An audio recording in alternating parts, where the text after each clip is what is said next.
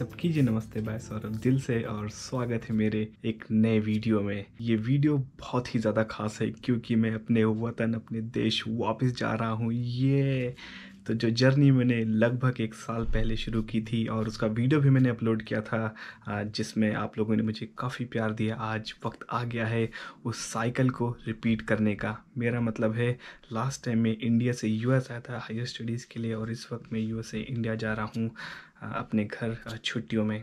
और इन सब की शुरुआत हुई थी फ़्लाइट बुकिंग से लेकर। तो जो मैंने फ़्लाइट बुक की थी वो थी सिंगापुर एयरलाइंस की। और ये जो रिटर्न 2 वे मतलब कि यहाँ से जाने का सैन फ्रांसिस्को इंटरनेशनल एयरपोर्ट से दिल्ली एयरपोर्ट और दिल्ली एयरपोर्ट से सैन फ्रांसिस्को इंटरनेशनल एयरपोर्ट, ये जो राउंड ट्रिप है इसके लिए मैंने लगभग $800 पे किए हैं, जो कि लगभग है 70,000। एक हिसाब से काफ़ी ज़्यादा सस्ता है क्योंकि ये आउट ऑफ सीज़न मैंने जो है ट्रैवल किया था।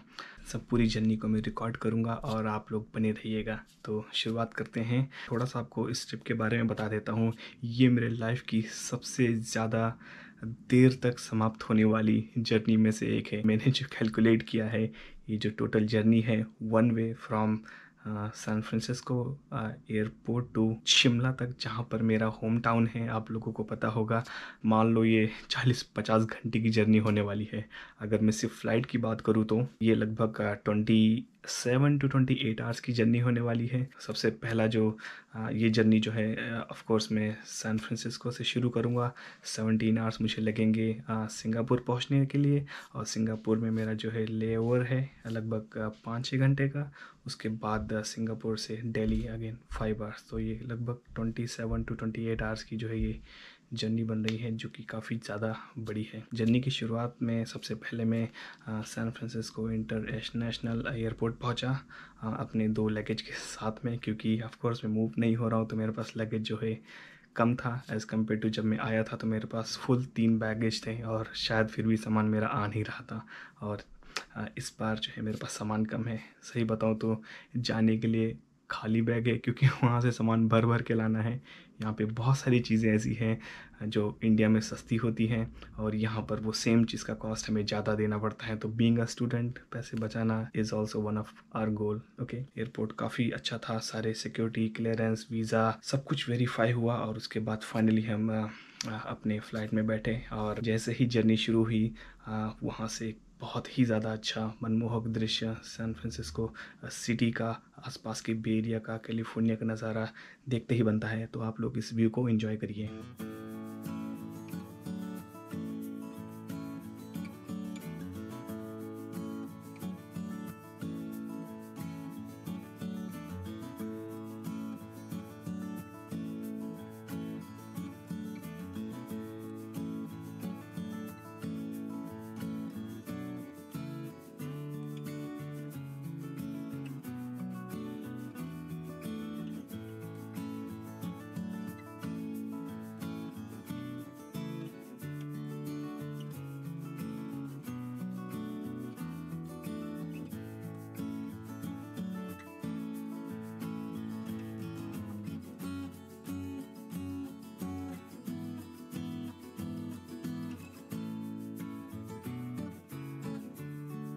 इस पूरी जर्नी के बाद लगभग मुझे 17 घंटे लग गए।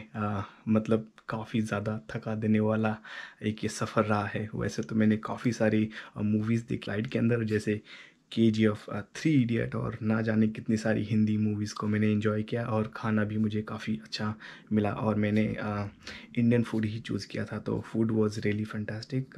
इसके बाद में सिंगापुर एयरपोर्ट में पहुंचा, जो कि आप लोगों को पता होगा कि Singapore is one of our developed country in Asia. इस चीज़ का प्रूफ मुझे एयरपोर्ट से देखना ही बनता है। वहाँ का नज़ारा एक नंबर था। मुझे भूख लगी थी और मैंने खाने में कुछ इंडियन खाने को ट्राई किया, जैसे डोसा खाया, तो मसाला टी पिया।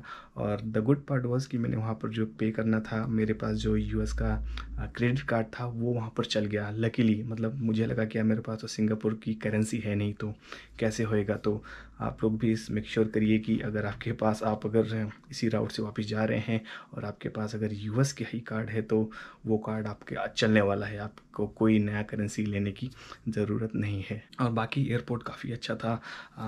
आप लोग खुद देखिए। एयरपोर्ट में लगभग मैंने 5-6 घंटे का वेट किया। एक साइड में ही पब्लिक लाउंज टाइप में था जहाँ पर एक प्रॉपर सोफ़ा लगा हुआ था, मोबाइल चार्जिंग का सेटअप था। तो मैं बैठ गया, मोबाइल चार्ज किया, 1-2 नींद भी मार ली और अपने 5 घंटे तुरंत से ही ख़त्म हो गए। और इसके बाद अब मुझे तैयार होना था अगले ट्रिप के लिए। और ये जो फ़्लाइट में जैसे ही मैं बैठा सिंगापुर के, इट वाज़ मॉर्निंग और लगभग मुझे जर्नी करते हुए 22 से 23 घंटे हो चुके हैं। और आप बाहर का व्यू देखिए सुबह-सुबह, एकदम मज़ा ही आ जाएगा। ऐसा लगता है कि इससे अच्छा शायद ही सनराइज़ मैंने कभी देखा होगा लाइफ़ में। आप लोग इस नज़ारे को देखिए।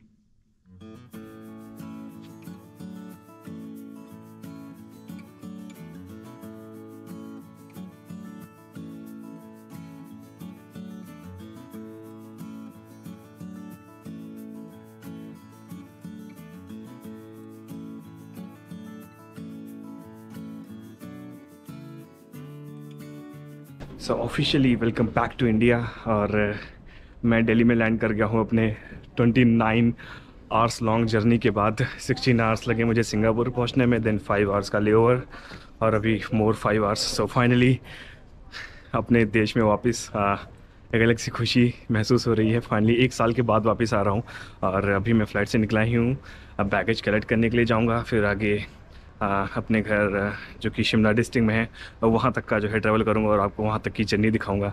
तो yes, this is the official news that I am back to India.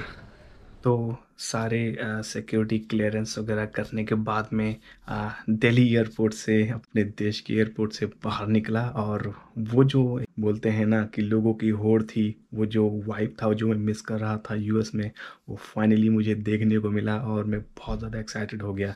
मैंने वहाँ के मेट्रोज़ को विज़िट किया, उसके बाद में कश्मीरी गेट को गया मैं, और वहाँ से मुझे जो है अगली बस लेनी थी, अम्बाला जाना था, जहाँ से मुझे भैया के साथ अपने मेरे भैया वहाँ पर आ रहे हैं मुझे लेने। वहाँ से मैं उनके साथ आगे गाड़ी में जाऊँगा शिमला के लिए। जैसे ही मैं बस पकड़ी मैंने कश्मीरी गेट से और वो शहर के बीच से होते होते निकला, जो नज़ारे थे बीच में, आई मीन होता है ना कि वो जो फील था फर्स्ट टाइम कंट्री वापस आने का।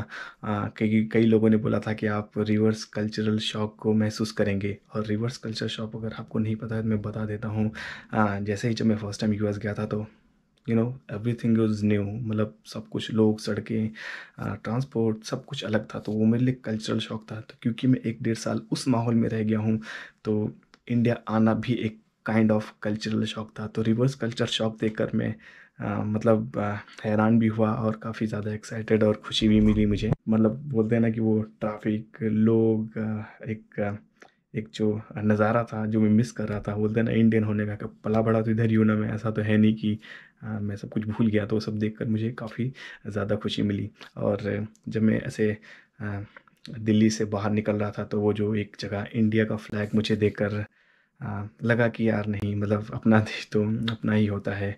उसके बाद मैं माला गया और मुझे काफ़ी देर तक वेट करना पड़ा। भैया को कुछ बिज़नेस से रिलेटेड वहाँ पर काम था। और फिर तो रात हो गई। रात होने के साथ साथ अगले दिन जब सुबह हुई तो वो जो सुबह का नज़ारा था, मैं फिर से हिमाचल प्रदेश के उन वादियों में था। Hello, good morning. और अभी मैं हूँ पहाड़ों में, घर से लगभग 3-4 घंटे की दूरी पर। और यहाँ की जो है सौंधी सौंधी चाय पी जा रही है। तो आप उन वादियों का नज़ारा लीजिए कि कैसे एक अभी आपको मैंने दिल्ली का जो है व्यू दिखाया, और आप पहाड़ों का व्यू देखिए कि कैसे एक शायद एक छोटा सा डेवलप्ड यूएस हमारे देश में भी बसता है, जहाँ पर अभी भी पॉल्यूशन और पॉपुलेशन से चीज़ें बची हुई हैं।